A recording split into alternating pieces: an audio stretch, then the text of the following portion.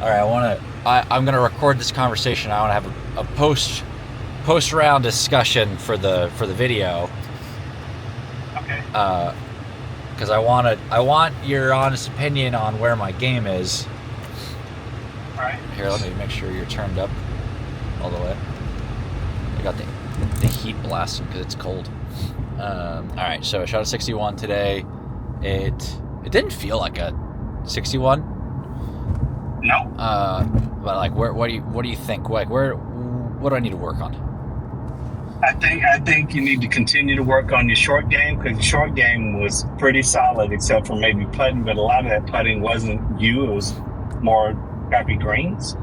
But there's been a noticeable improvement on chipping, without question. I mean, just I think most of your strokes were lost. More like irons and tee shots. Yeah. And that's probably been because you've been focusing on pitching and chipping. So, Well, my chipping yeah, I've been focusing on is like I'm like 10 feet off the green. So then I yeah, had a couple chips that were like, oh, I was 50 yards from the green, and I just kept hosel shanking them. Um, yeah. so I guess I mean I need it's there's so much to work on, Yeah. and you have It's no. about balancing what you focus on. When you're trying to get better, you have to focus. It seems like you have to focus on everything, which Yeah. seems like an oxymoron. And yeah, I mean, the things that help you with the full swing are the things that you work on with your driver or tee ball or tee shots are the same things that you work on for the most part from 150 in, Yeah. and that's the only way that I've ever.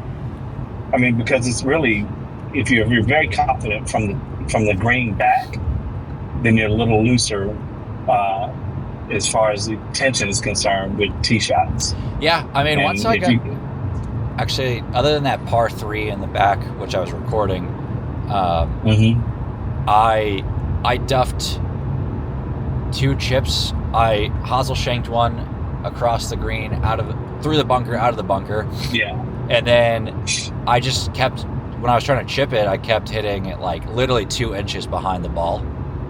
Um, yeah, and so, but that was the only like around the green. Those were the only bad chips I felt like I had today. yep. So And that's my point, is that you seem more confident over chip shots than I've ever seen you before, ever. yeah, And it's a noticeable difference when people are confident over tee shots. I mean, chip shots. yeah, A noticeable difference. I mean, you weren't afraid to pull the trigger. You knew when you were ready to pull the trigger, and it typically worked out much better than in previous rounds. I don't care what the score was. yeah. Uh, I but didn't skull one chip shot over the green when I was within no, like 5 to 10 yards. I didn't skull one over the no, green, not once today. nope. And that's a good feeling, man. Yeah, That's a really good feeling. I honestly feel like I'd rather So, duff it 2 inches in front of me than skull it over the green. 100%, 100%. Every time, I'd rather duff a chip shot Yeah, than scull it. right. 100%. So, I mean, I had a lot of chip shots short because I kind of missed them, Yeah, but I didn't blade them, so I couldn't really be mad. right. You know, Yeah, I feel the same they way. just didn't get close to the hole, which is disappointing. But whew, when you're 8 feet away, and then your next shot is 40 feet away, Yeah, that's more oh my disappointing. gosh. Nothing. I don't know if anything infuriates me more, to be honest with you. Well, there's nothing more frustrating than being 20 feet from the pin and then on your next shot 80. Yeah. So Well, okay, so I appreciate that positive feedback about my chipping. I felt like yeah, honestly when I was hitting irons today, I mean I'm still yeah. inconsistent, but I was hitting some. I was compressing and flushing my irons well. No, you compressed a lot of irons. You compressed a lot of irons, and then so I mean I think I compressed maybe 4 irons the entire day, I just didn't have it. So you can tell you were compressing it a lot more often. Yeah, Making solid, clean contact, right. ball first contact, basically. Yeah, I can feel it, and it sounds different too. Like it does. So I mean, I need to count my putts. I rushed a lot of my putts. I didn't read, and I think that's really where I don't know how to read greens super well, and so then like I just kind of like don't take my time every time. My putting stroke felt smoother and more consistent today than it has in a while, which is good. Yep. I burned a few edges. But I don't know. I don't know. I just like, and then I had a bunch of T-balls that went out of bounds. Yeah. Well, the whole, how many par threes do you get in a round is, the way that I was told or taught to understand what you need to focus on, right? Yeah. And basically, after you hit your tee shot, do you have what is essentially an approach shot that's scoreable? Right. Right. Do you have, let's just say for us, a 7-iron and in at 7-iron and below approach shot? And if you do, that's one par three.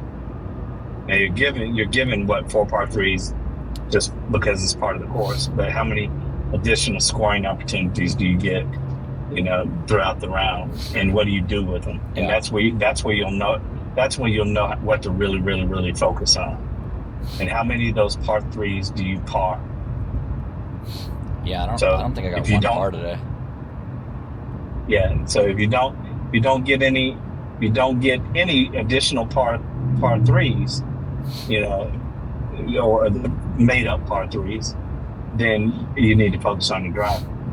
If you get 10 of them, is that enough for you? I would take 10 opportunities to score with my second shot if it wasn't a natural par three.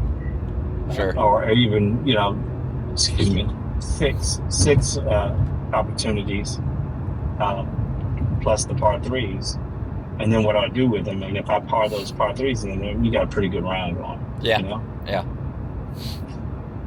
So I know it's more expensive to play at Indian Hills, but I want to try again there and just see if I putt better. Yeah, you'll definitely putt better at Indian Hills.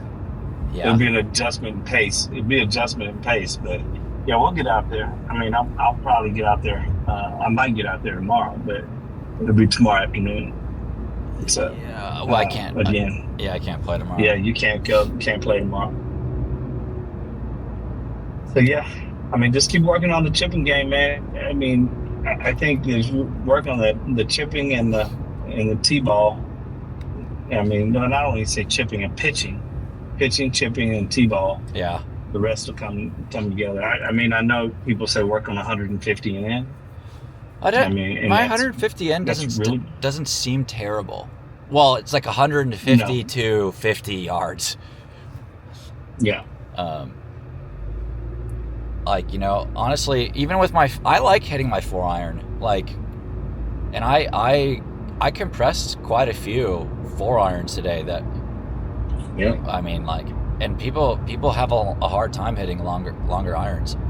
Yeah, well, I hit a 5-iron in today last green, and I flushed it. Oh yeah, that was awesome. That was a good way. That was a good way to end. Yeah.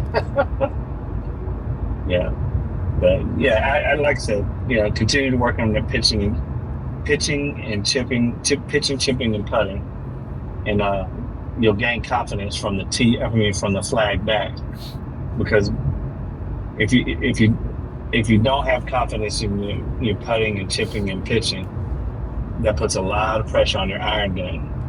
Yeah. A lot of pressure. I need to putt better. Yeah. So I need to learn how to read a green, and I really want a consistent tee shot. But I don't want to have to hit a 4-iron off the tee every time. maybe it's my pride, but I don't know. Like I just don't want to do it. I want to be able to hit all my clubs. Well, it might be an intermediate step. Hitting a wood, a fairway wood, or or iron to score, with the understanding that you're doing that to get your handicap down, gain more confidence. Because if you let's just say if you get to a point where you can consistently control and put your 4-iron off the tee where you want to and hit it in decent ways and have a scoring club in your hand on short par threes. If you do that and then you eventually, work your way back to the driver, if you have a bad day, and everybody's going to have a bad day with the driver, Yeah. you have a fallback. You have something you have confidence in. And that's kind of why I was playing around with that mini driver, because I never hit my 3-wood anywhere but on the tee, because most par fives I can get to if I need to or want to, are within my 5-wood range. I mean, it takes a really long par 5 for me not to be able to get my 5-wood there. And if that's the case, probably need to move up a tee. Right.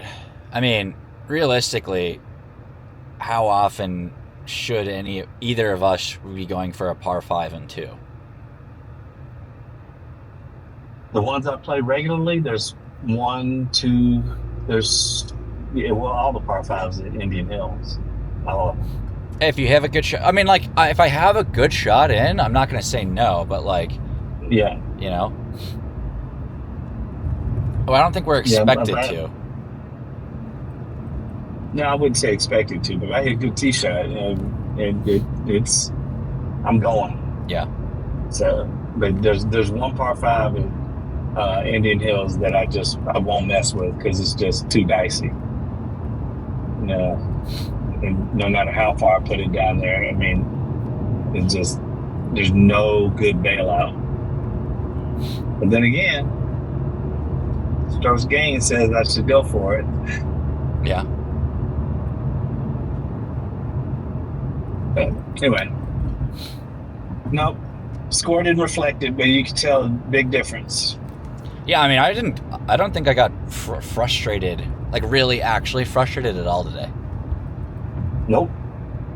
Not like last time where I threw my club 6 inches into the ground. Tomahawked it. Yeah. So. Yeah. All right. Well. Yep. One day, maybe I'll score better. Yeah. Well, me too, because I'm going the wrong direction. Wrong direction. Yeah, me too. So. I mean, I just shot 116. I think that's probably going to make my handicap go up from a 24. It might be a 26 after today. Yeah, mine's going in the wrong direction, but I'm hesitant because I can't get a good round in without being in pain.